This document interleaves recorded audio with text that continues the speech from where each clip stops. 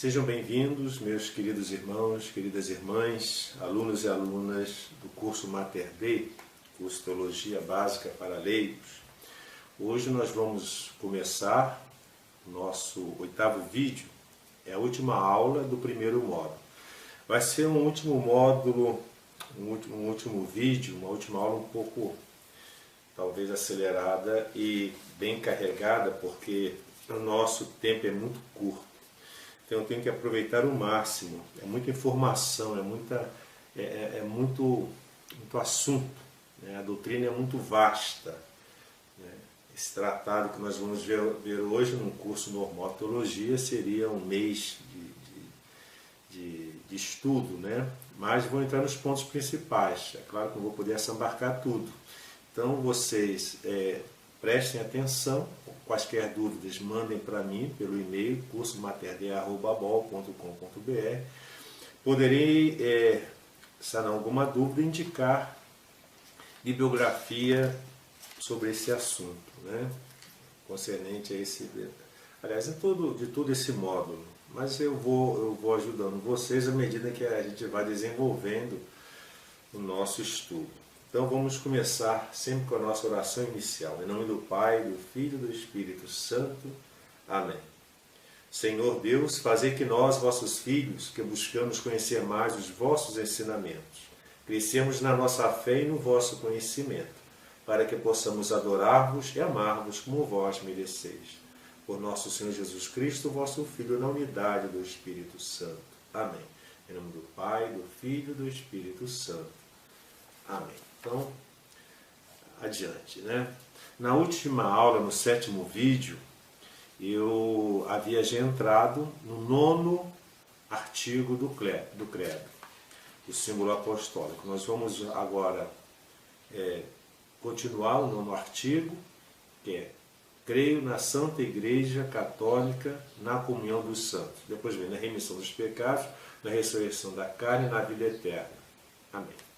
Então nós vamos pegar a fase final do credo, né, e aprofundarmos, mas lá na frente, sempre lembrando isso, nós vamos nos aprofundando, conforme a gente vai dando os módulos, os assuntos correlatos, nós vamos nos remeter a esse assunto e sempre aprofundando ele. Como eu já disse, desde os primeiros vídeos desse módulo, nós estamos nos aprofundando na questão de Deus, da Santíssima Trindade, e os outros artigos do credo, eles sempre estão entrelaçados com os primeiros artigos. Então sempre é uma coisa ligada à outra. Mesmo que eu não me aprofunde naquele artigo, mas no outro lá complementa. É sempre assim, né? A teologia tem esse aspecto de complementariedade dos assuntos, que a doutrina é uma só. Então vamos lá. Eu tinha entrado, então, para continuar nesse vídeo, o 9º artigo. Creio na Santa Igreja Católica, na comunhão dos santos. Nós vimos que esse 9º artigo, do credo, nos ensina que Jesus Cristo fundou sobre a terra uma sociedade visível. Ele instituiu a igreja, uma sociedade de origem divina, que a igreja é de origem divina, ela não é de origem humana. Por isso que a igreja jamais será derrotada, vencida, extinta, porque ela é da vontade de Deus. Nós vamos ver aqui que a igreja é o corpo de Cristo, ou seja, o corpo de Deus, né? E ninguém, nada pode vencer ou suplantar a igreja, né? Então quem tiver a pretensão de destruir a igreja, não só o demônio, mas muitos homens também, podem tirar o cavalinho da chuva, como se fala na gíria, porque não vão conseguir, né? Jamais. Que é Deus que instituiu a igreja, Ele criou a igreja para a nossa salvação. Então a igreja foi fundada por nosso Senhor Jesus Cristo, é uma sociedade, societas, fundada por Cristo, que se chama Igreja Católica, e que todas as pessoas que fazem parte desta igreja estão em comunhão entre si, né? E vejam bem, quando a gente fala a palavra igreja, como eu já havia explicado no vídeo anterior, vem da palavra grega eclesia. A palavra eclesia vem do verbo eklesein, que quer dizer convocar. Então a palavra igreja significa convocação. é o povo convocado, é a assembleia convocada. Designa a assembleia daqueles que a palavra de Deus convoca, né, para formarem o corpo, o povo de Deus, e que alimentados pelo corpo de Cristo se tornam o corpo de Cristo. Então a eclesia, ou eclésia, né, pode ter essas duas pronúncias, o grego, eclésia ou eclesia, ela é o quê? É a assembleia daqueles que a palavra de Deus, ou seja, a revelação, que é Jesus Cristo, convoca para formarem o quê? O povo de Deus, a sociedade, o povo de Deus. E que se alimenta do corpo de Cristo para se tornar, né, o corpo de Cristo. A igreja se alimenta do corpo de Cristo para se tornar o corpo de Cristo. A igreja é ao mesmo tempo caminho, via e finalidade do desígnio de Deus. Quer dizer, Deus tem os seus desígnios, né? Interessante aqui, vou aproveitar para fazer uma distinção. Existe o que nós chamamos de vontade de Deus. E existe o que nós chamamos de desígnio de Deus. Qual a diferença? É uma diferença conceitual, né? Vontade de Deus é aquilo que Deus quer que nós façamos. Às vezes as pessoas falam assim, eu não sei qual é a vontade de Deus sobre mim. Não, você sabe sim qual é a vontade de Deus. A vontade de Deus é que você cumpra os mandamentos, creia nele e viva os mandamentos, os preceitos. Essa é a vontade de Deus em relação a nós. Se nós fizermos isso, nós estaremos cumprindo a vontade de Deus. Entretanto, existem os desígnios de Deus. Aí já é outra coisa, né? Diferente da vontade de Deus. Os desígnios compreendem a vontade de Deus, mas no sentido, assim, digamos, espiritual, vontade de Deus é que você cumpra aquilo que ele determinou. Você creia nele e cumpra os preceitos de Deus. Viva conforme a vontade dele, naquilo que ele pede nos 10 mandamentos, nos mandamentos da igreja, na vida sacramental. Essa é a vontade de Deus em relação a cada um de nós. Agora, os desígnios de Deus já é diferente. Os desígnios de Deus é o plano de Deus, que é sua economia, é todo o seu planejamento em relação à salvação da humanidade. Aí, de acordo com esses desígnios de Deus, cada um tem um papel, né? Aí que está a nossa dificuldade de saber quais são os desígnios de Deus em relação a cada um de nós. Eu sei qual é a vontade de Deus em relação a mim. Agora, os desígnios de Deus em relação a mim, eu não sei.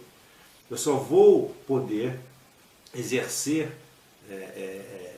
perceber e viver, aceitar, assimilar e proceder segundo os desígnios de Deus dentro de certos critérios. E quais são esses critérios?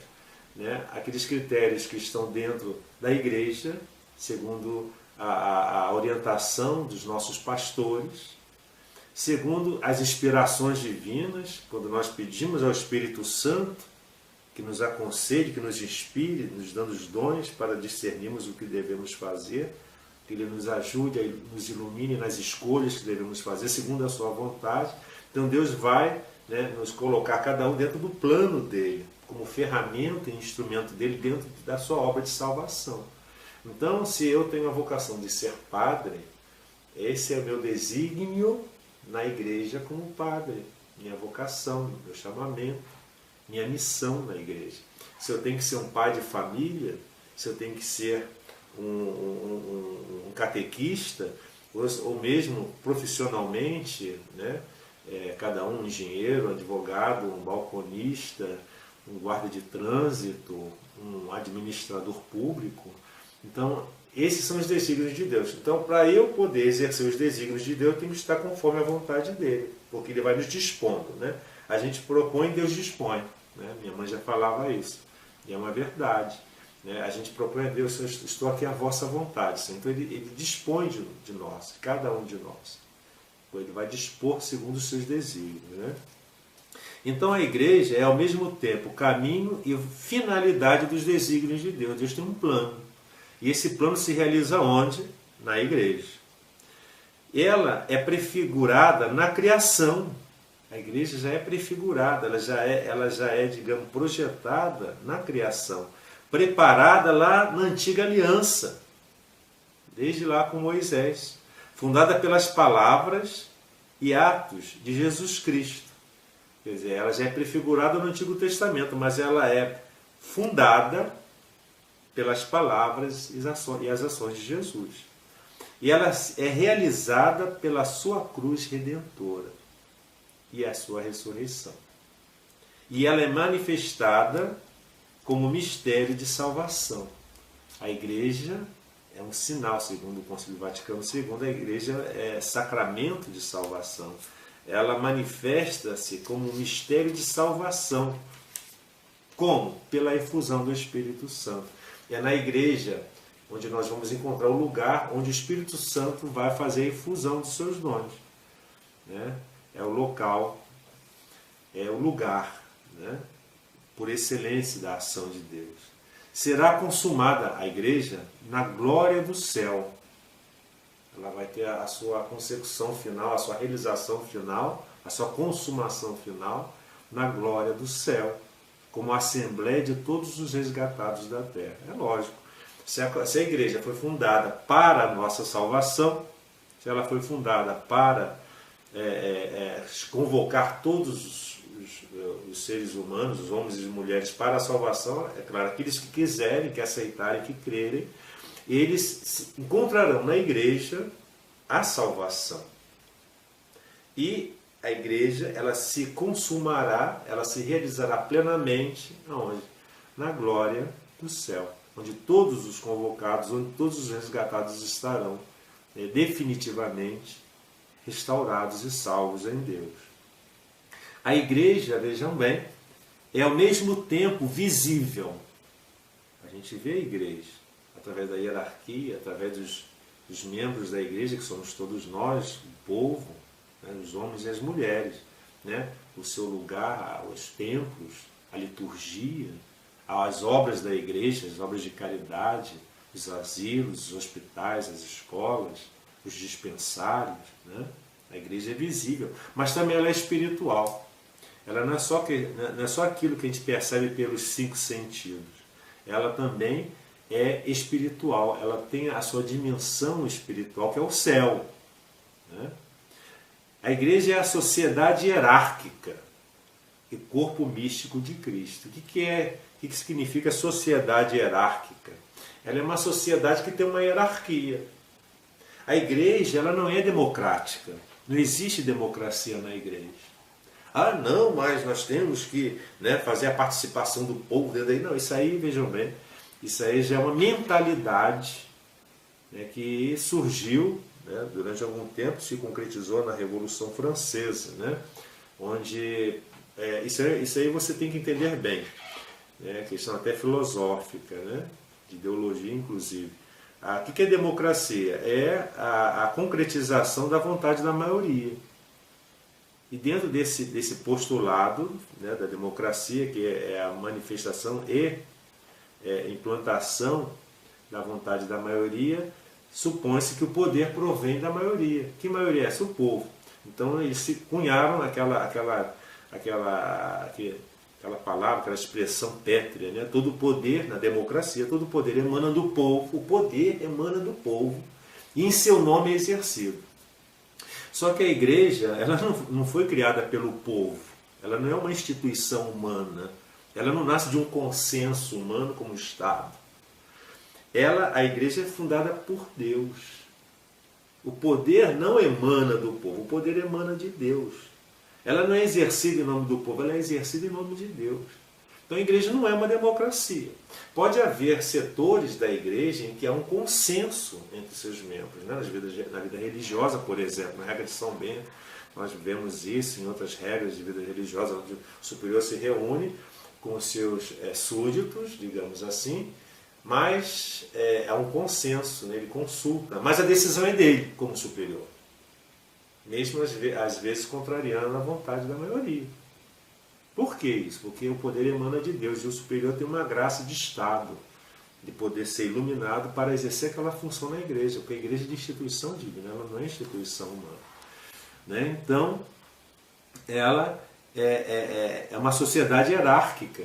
A hierarquia, né, é disciplina, tipo vida militar quase. Né? Hierarquia e disciplina. A igreja tem que ter, né? Você tem que crer. O superior representa ali o Cristo, representa a Deus. É claro, se ele começa a fazer barbaridades, ele não é uma pessoa legítima, porque ele já fugiu dentro daqueles desígnios de Deus, daquilo que Deus quer, dos mandamentos de Deus. Aí já se torna uma tirania, uma coisa arbitrária, né? Até contra a vontade de Deus. Mas isso daí, o direito canônico existe justamente para regular e corrigir essas falhas humanas, né? A igreja é una, formada de um elemento humano e um elemento divino. Ela é única. A igreja é uma só, não existem várias igrejas. A igreja é uma, porque ela foi fundada por Cristo. E ela é formada de um elemento humano e um elemento divino. Que elemento humano é esse? Somos nós, os seres humanos, os homens e as mulheres, os batizados que fazem parte da igreja. E o elemento divino é Deus, na sua glória, a Santíssima Trindade. É o elemento humano e divino. Somente a fé pode acolher este mistério. A igreja é um mistério, né? Na eclesiologia católica tradicional, nós sabemos que a igreja é um mistério. Por isso que ela é de origem divina. A chave para entender a igreja e crer na igreja é um mistério, né? A chave é a fé para entender esse mistério. Tem muita gente que fala assim, eu aceito Jesus, eu aceito Deus, eu creio em Deus, mas não acredito em Jesus. Ou eu creio em Deus, creio em Jesus, mas não aceito a igreja, né? Tem gente que pensa assim, está errado, né? Você só vai entender Deus e Jesus, que são a mesma pessoa, onde ele se revelou. E onde ele se manifesta, onde ele instituiu a sua manifestação e a sua presença, que é a igreja, né? Então a igreja, ela é a presença de Deus no mundo, né? E somente a fé vai entender esse mistério, porque isso é um mistério, né? A igreja é no mundo presente, o sacramento da salvação, sinal de salvação. Quer dizer, esse mundo que foi corrompido pelo pecado, resultado do pecado dos nossos primeiros pais, por influência do demônio, como nós vimos nos vídeos anteriores. A igreja foi fundada por Deus, Jesus Cristo, como sinal de salvação. Nada está perdido, né? Nós temos a igreja. É o sinal e instrumento da comunhão de Deus com os homens, né? A igreja é o locus, onde nós encontramos o lugar, onde nós encontramos o ambiente propício para a realização da nossa comunhão com Deus, a nossa libertação do pecado, né? E nós temos que entender o seguinte, né? A palavra de Deus, ela se realiza na igreja, né? E essa palavra de Deus, ela se manifesta através da efusão do Espírito Santo em nós. Por isso que nós estudamos no artigo anterior sobre o Espírito Santo, foi pouquinho a explicação sobre o Espírito Santo, mas como eu já expliquei, porque nós já estudamos muita coisa do Espírito Santo lá nos primeiros artigos sobre Deus, Santíssima Trindade, e falar sobre a igreja é falar sobre o Espírito Santo, é onde ele se manifesta, onde Deus, nessa modalidade da sua manifestação, atribuída ao Espírito Santo, é onde ele se manifesta, né? Então fomos chamados, todos nós, todos os seres humanos, para a igreja de Jesus Cristo, por uma graça particular de Deus. Estarmos na igreja é uma graça particular. Para quê? Para que com a luz da fé e a observância da lei divina, lhe rendamos o devido culto e alcancemos o quê? A vida eterna. Os membros da igreja encontram-se parte no céu e formam a igreja triunfante. É interessante aqui frisarmos o seguinte: para nós, né, fazermos parte da igreja, é necessário o sacramento do batismo. Por quê? Nós vamos ver, quando estudarmos os sacramentos, no tratado sobre o batismo, que uma das consequências da recepção do batismo, além da graça santificante e tal, nós vamos ver que nós nos tornamos membros da igreja. Nós nos tornamos membros, cidadãos da igreja, cidadãos do reino.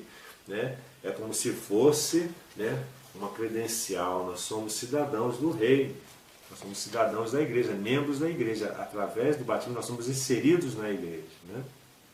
Então todos nós, membros da igreja, ou seja, os batizados, encontramos, os membros da igreja encontram-se, parte no céu, existem membros no céu, são os santos juntos com Deus, e formam a igreja triunfante, ou seja, já triunfaram sobre o mal.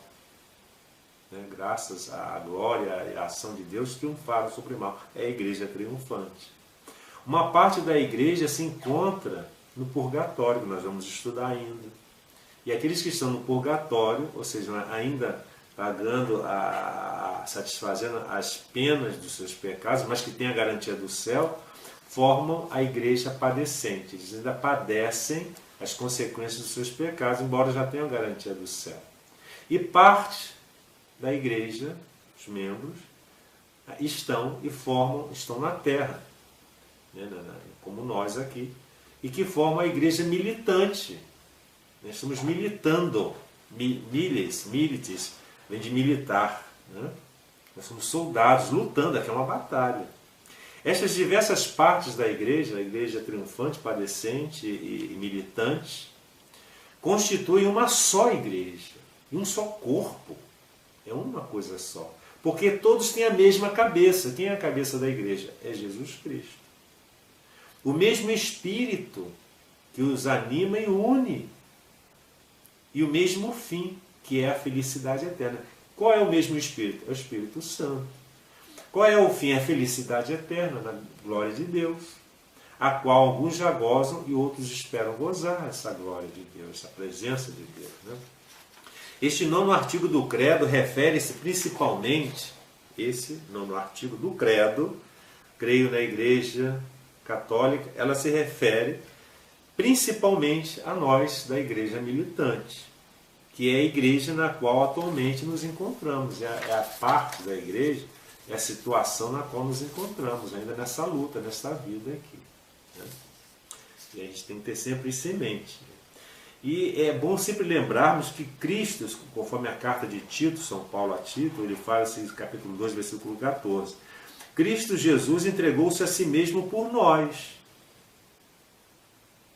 A fim de quê? A fim de nos remir, de nos salvar de toda a iniquidade para purificar um povo que lhe pertence.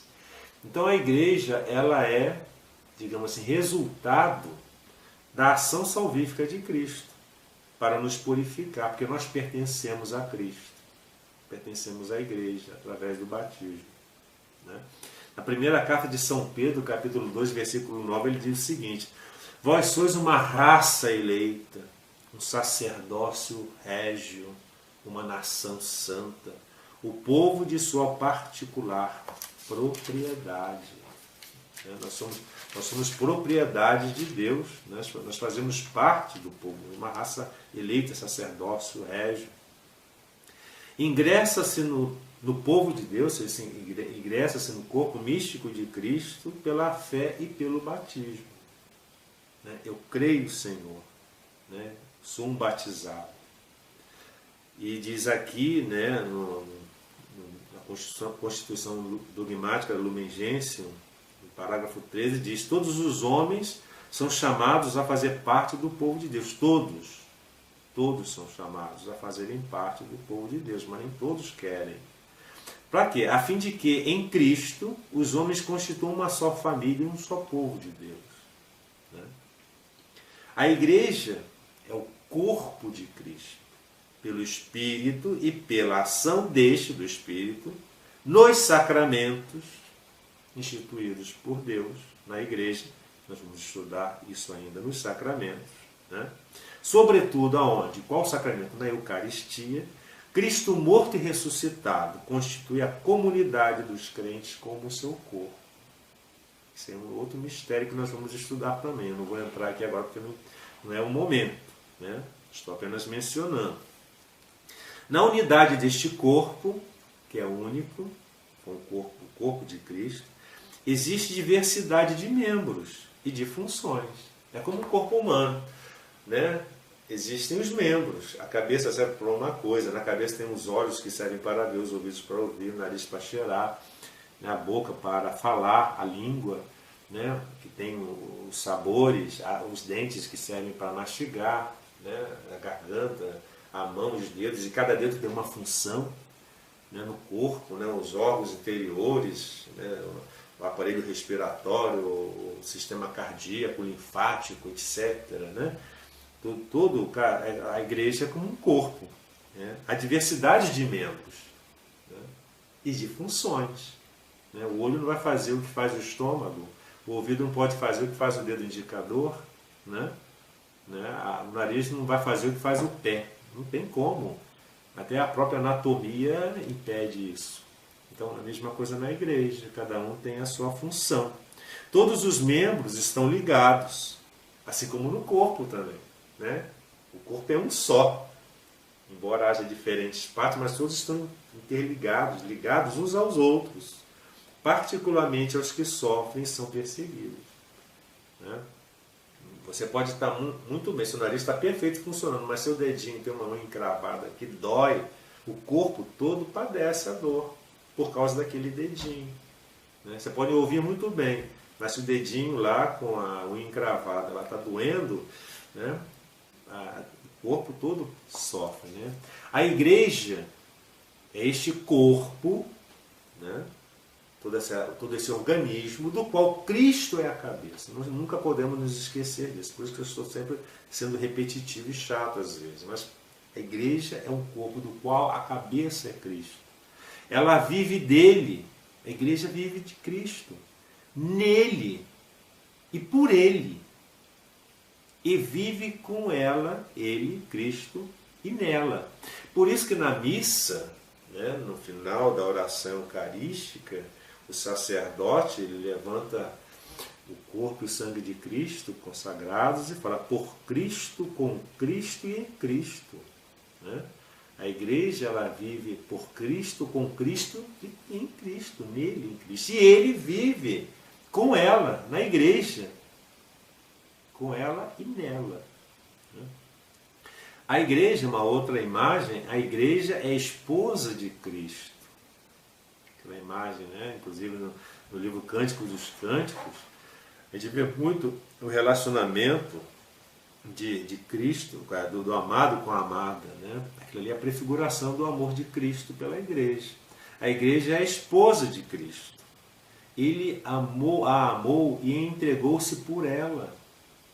Né? Purificou-a com seu sangue, fez dela a mãe fecunda de todos os filhos de Deus. Que coisa belíssima, que linda essa imagem. Né? Ele fez da igreja a mãe fecunda de todos os filhos de Deus. Por isso que nós dizemos que a igreja é mãe. A igreja não é madrasta, a igreja é mãe. Né? Nós somos gerados na fé da igreja. Né? A igreja é o templo do Espírito Santo, que é Deus. A igreja foi fundada por Cristo, que é Deus. Então a igreja é o corpo de Deus, a igreja é o templo de Deus.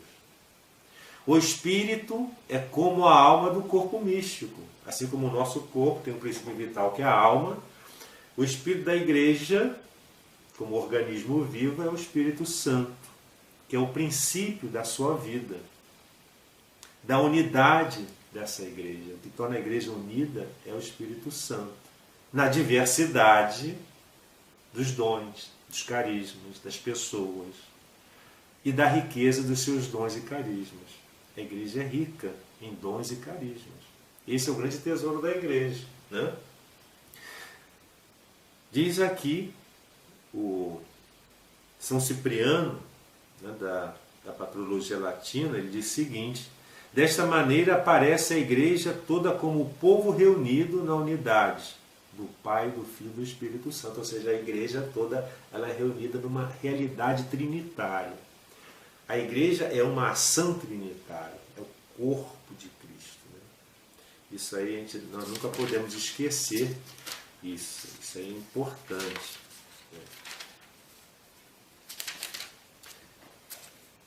Adiante, nós temos que concluir isso hoje aí. Né? E há também a Igreja Católica, vejam bem, ela é a sociedade ou congregação de todos os batizados. e que vivendo sobre a terra professam a mesma fé e a mesma lei de Cristo. Todos os católicos, todos que fazem parte da igreja, estão todos congregados através do batismo. E professamos a mesma fé, a mesma lei em Cristo. Participamos dos mesmos sacramentos, obedecemos aos legítimos pastores, principalmente ao Romano Pontífice, o Santo Padre, o Papa. É triste ver, às vezes, nas redes sociais, as pessoas católicos falando mal do Papa, criticando o Papa, ridicularizando o Papa. Eu, às vezes, me questiono se esses católicos, embora são pessoas até de boa fé, pessoas boas, será que elas estão agindo de acordo como verdadeiros católicos? Ah, mas o Papa falou isso, fez aquilo. Calma. Nós temos que ter muito cuidado com essas coisas, porque nas mídias de hoje, eles tentam transmitir, distorcer notícias, realidades e mostram o Papa. Eles querem jogar um contra o outro, é o conflito de classe, é o princípio comunista, né? Jogar o povo de Deus contra o Papa. E muita gente está embarcando nessa, muita gente boa embarcando nessa situação, né? Para ser membro da igreja é necessário ser batizado, como nós vimos, crer e professar a doutrina de Jesus Cristo. Eu não posso, como cristão católico, ficar professando doutrinas espíritas na igreja, nem ideologias comunistas, que são ateias. Devo participar dos mesmos sacramentos, sempre. Reconhecer o Papa e os outros legítimos pastores da igreja, como representantes de Cristo. Em tantas sociedades, vejam bem, que foram fundadas por homens e que se dizem cristãs, pode-se facilmente distinguir a verdadeira igreja de Jesus Cristo por 4 sinais. Existem, depois de Lutero, se criaram várias igrejas, entre aspas, várias seitas, que se auto-intitulam igreja. Mas o que nos diferencia da verdadeira igreja de Cristo dessas seitas que se chamam igrejas? São os 4 sinais. Antigamente nós chamávamos de 4 notas principais da igreja. Quais são essas notas? Primeiro, a igreja é una, ela é única. Ela é santa. Por que ela é única? Porque ela foi fundada por Deus, só existe uma. Jesus não falou, tu és Pedro e sobre essa pedra eu vou edificar as minhas igrejas. Não, é a minha igreja, é una. Ela é santa porque ela é fundada, foi instituída por Deus, e a igreja é o corpo de Cristo.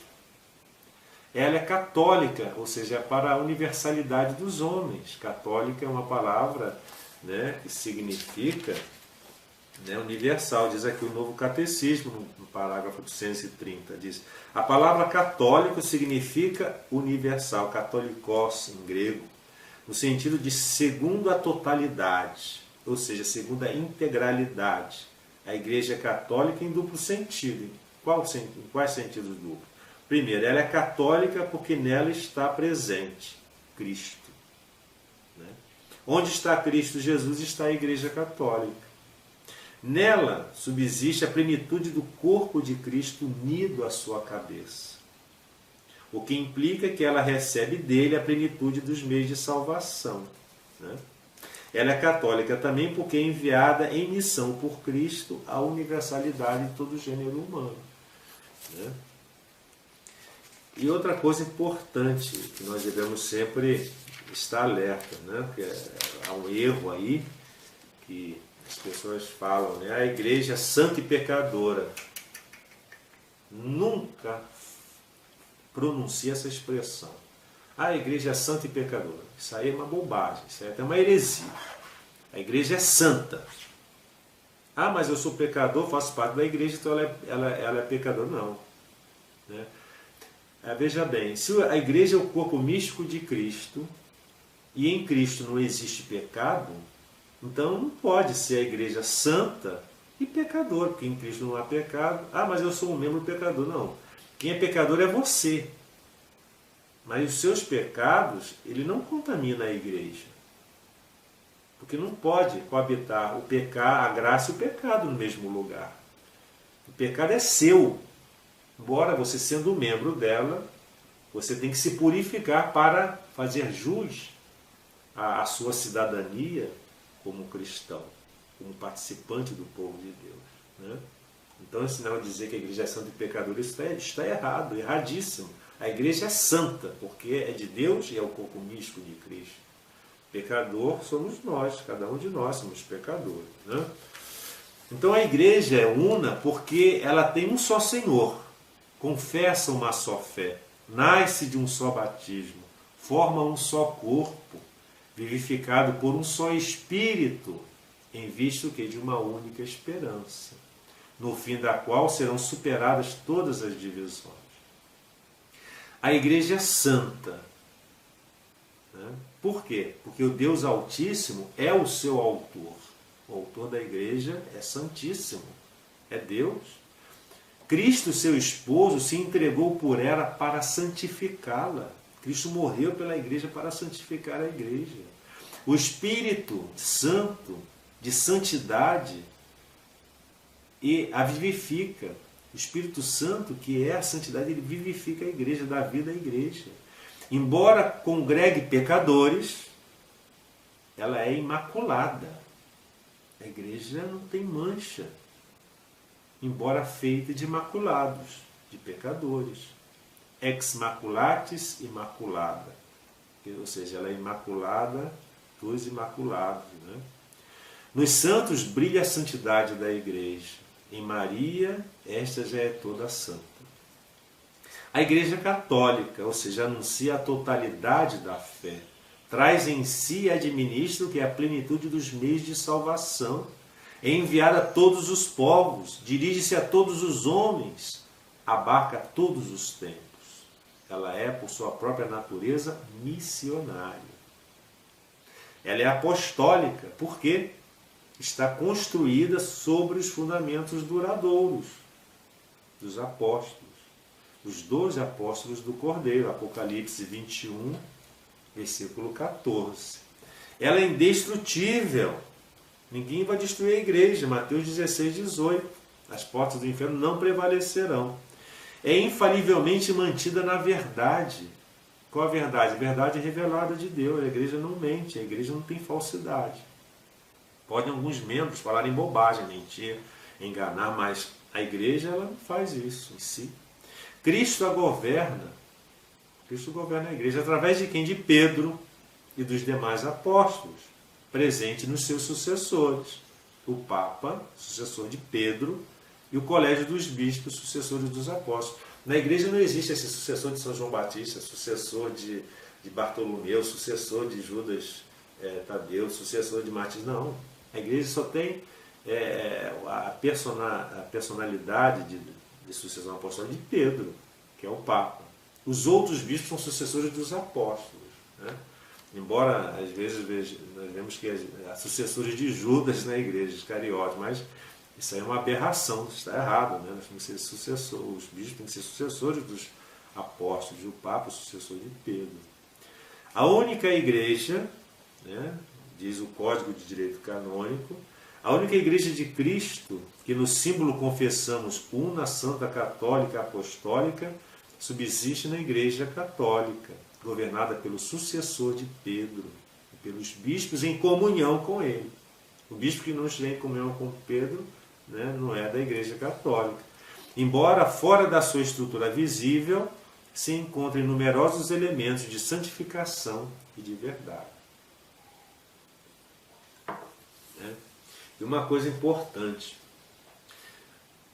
fora da igreja não há salvação. Né? A igreja de Jesus Cristo é constituída como uma sociedade verdadeira, que foi fundada por Deus. E ela é perfeita.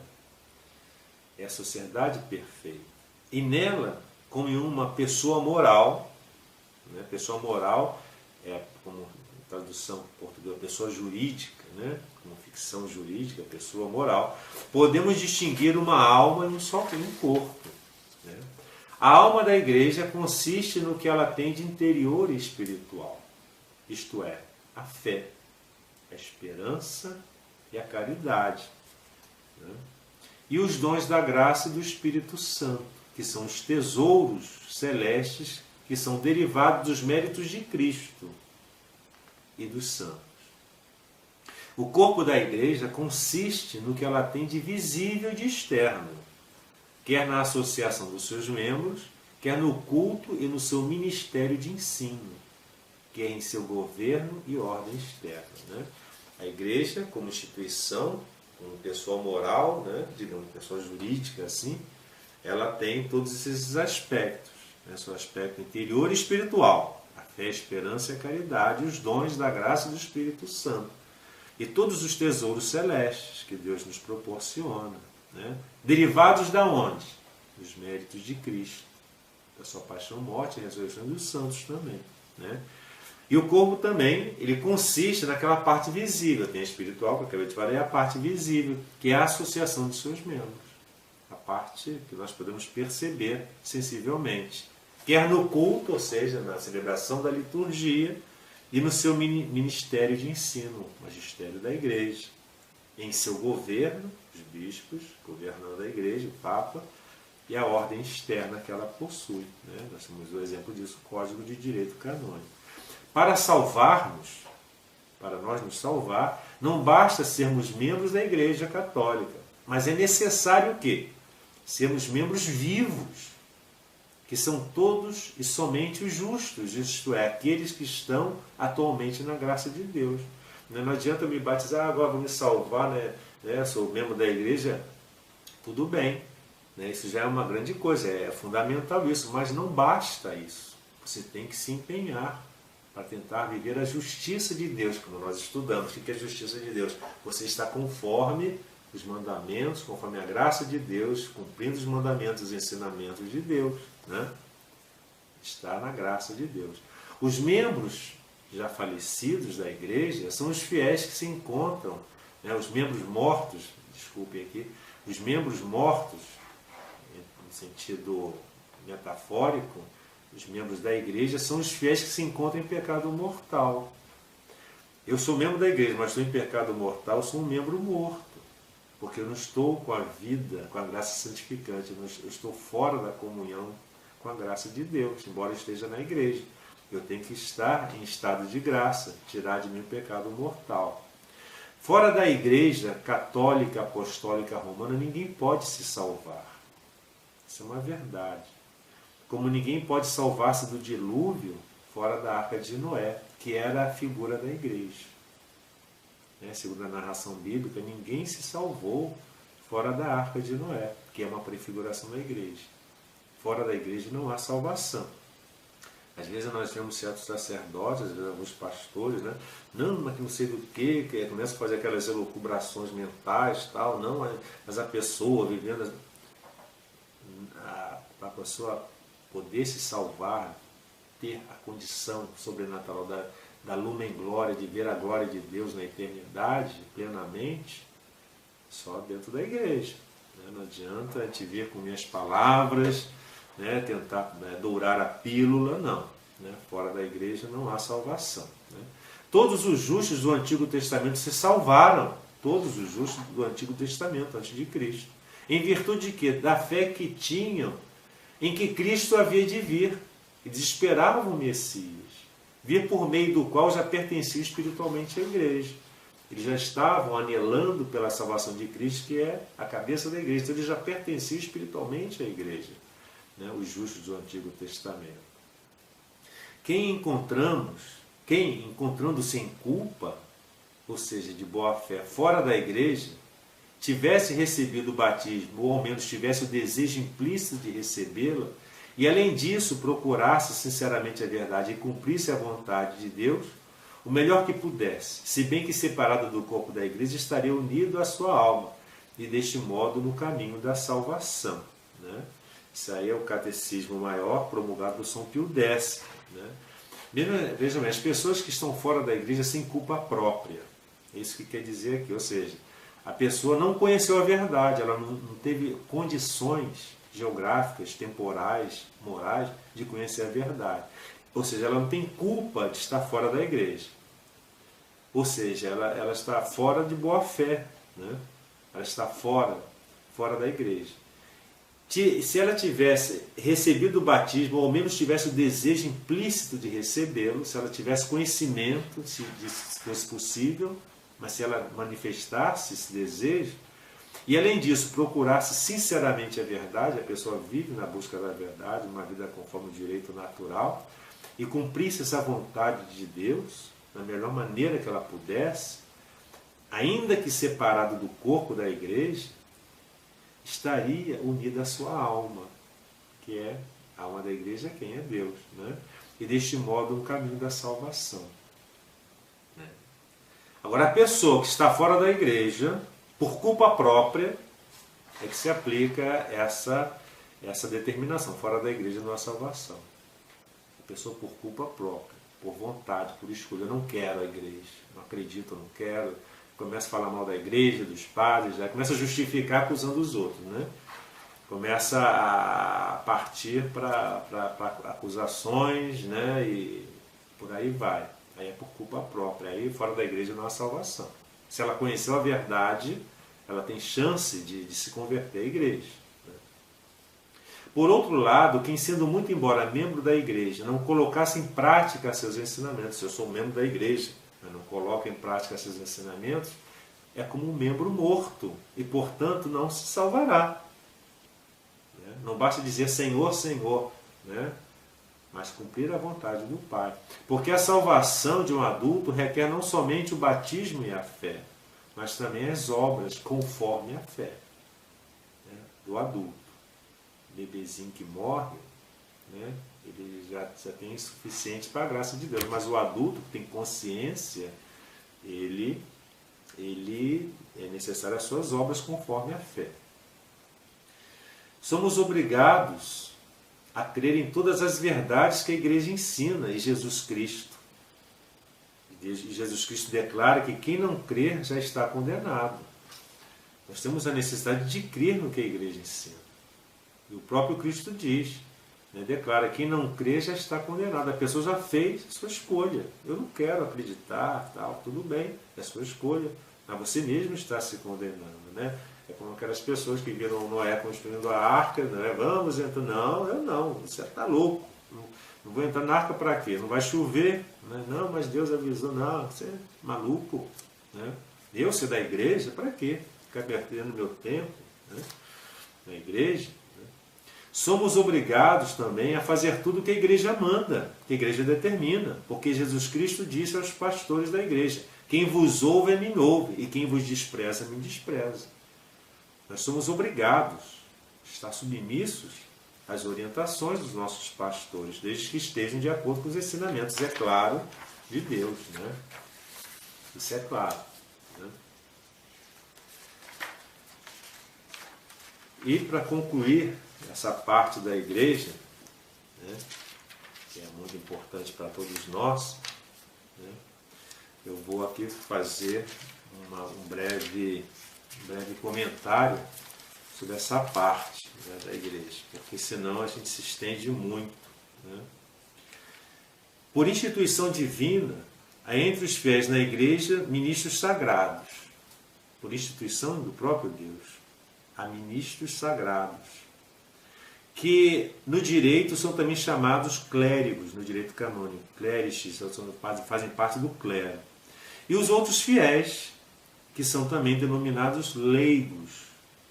Há finalmente fiéis que pertencem a uma e a outra das duas categorias, e que pela profissão dos conselhos evangélicos da viver em castidade, em pobreza e obediência, se consagram a Deus e servem assim a missão da igreja.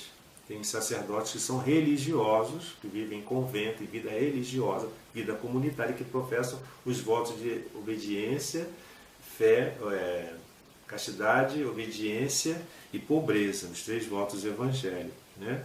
E assim eles vivem, eles servem a igreja numa missão própria. Para anunciar a fé e para implantar seu reino, Cristo envia seus apóstolos e sucessores. Dá-lhes a participação na sua missão. Né?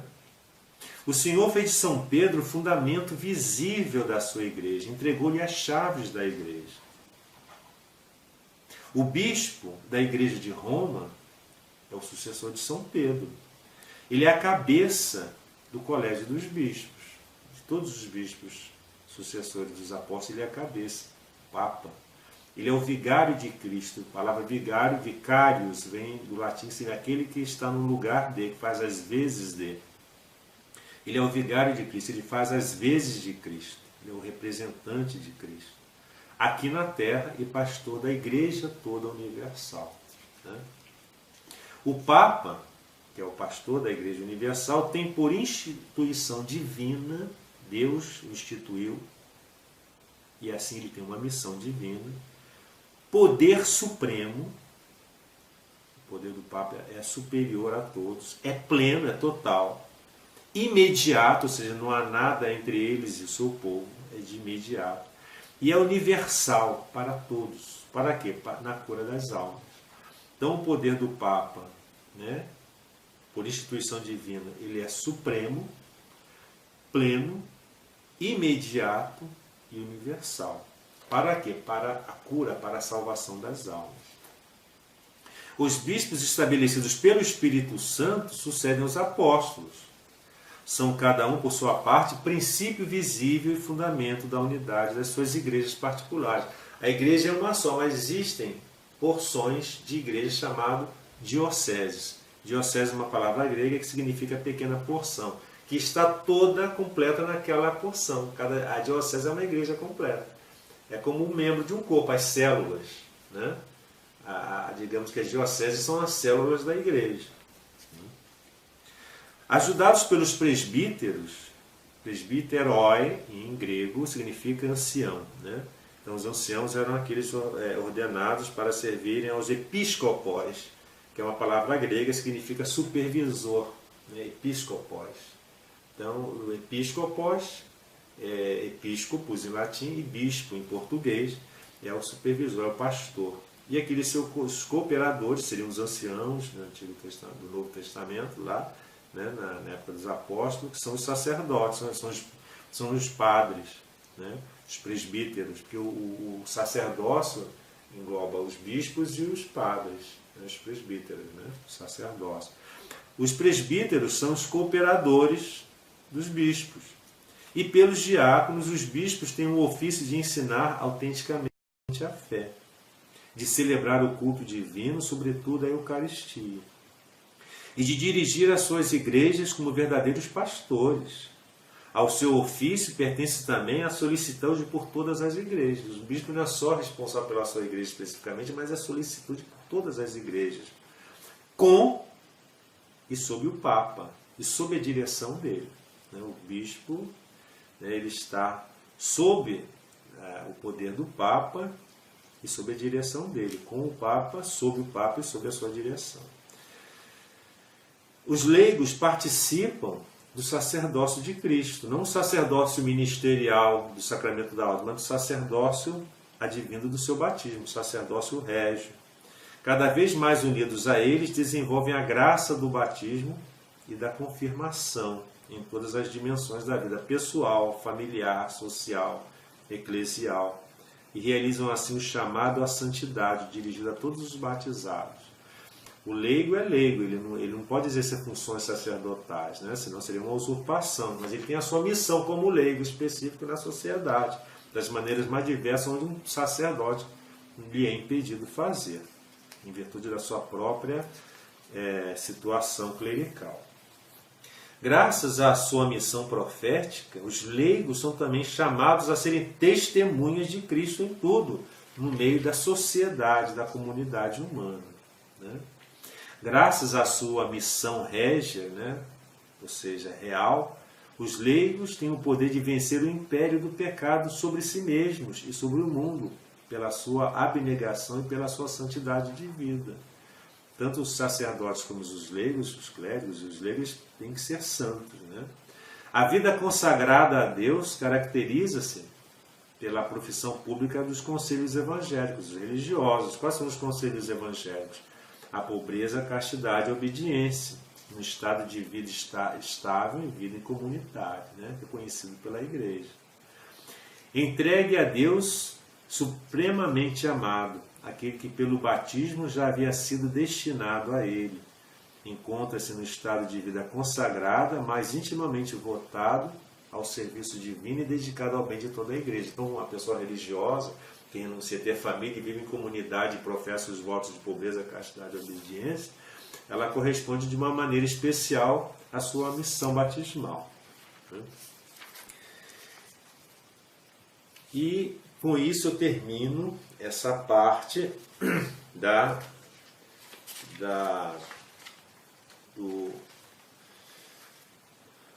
igreja, né, do 9º artigo. Faltam agora o 10º, 11º e 12º artigo. Em virtude do tempo que é muito curto, né, são 8 módulos, eu resolvi fazer mais um módulo, um 9º módulo, uma 9ª aula, né, um 9º vídeo desse módulo. Então esse módulo, em vez de ter 8 vídeos, terá 9, porque eu tenho que concluir, porque o assunto é muito grande e eu tenho que dar todo ele. Eu não posso também correr, atropelar, senão fica uma coisa mal feita, né? Então eu vou concluindo agora, acabei de concluir o 9º artigo do Credo sobre a Igreja, e agora no próximo vídeo, que é um vídeo complementar do módulo, são 8 vídeos, mas vou fazer mais um vídeo, um 9º vídeo, para complementar o Credo, né? Porque é muita coisa, né? Vocês veem como é muito assunto. Eu tenho a pretensão, é claro, de esgotar, mas também não posso ser muito superficial a ponto de fazer uma coisa mal feita. Então vamos terminar esse 8º vídeo agradecendo a Deus por essa oportunidade. Que o Senhor nos abençoe, guarde-nos de todo o mal e nos conduza à vida eterna.